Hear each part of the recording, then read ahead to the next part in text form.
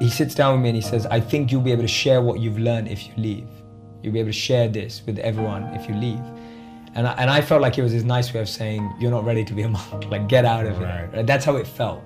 It felt like I'd failed, and it felt like he was like breaking up with me. Like I equate it to a divorce. It was almost like him saying to me, it's not you, it's me, you know, it's not working out. Like it kind of felt like that. It wasn't disingenuous on his part.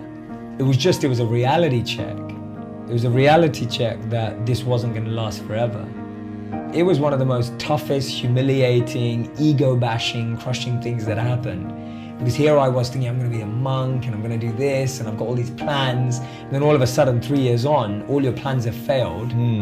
I've got no money, I've rejected all my corporate job offers, and I moved back in with my parents 5 years ago with $25,000 worth of debt.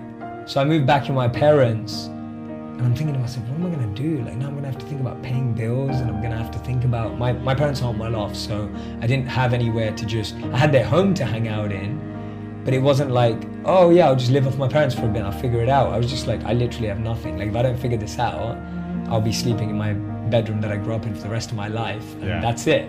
Like that's life. Sure.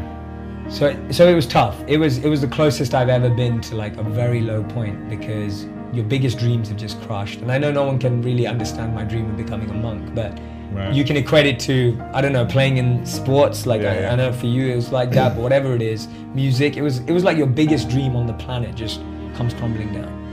And I felt it hurt, it really hurt. And it hurt the ego, because all my friends or family who I just about convinced that I was becoming a monk, when I was coming back, they were all like, wow, I thought you were gonna be a monk, what are you doing? I had that moment where I had to decide. I was like, wait a minute, I've been taught how to deal with anxiety, pain, pressure, and everything as a monk.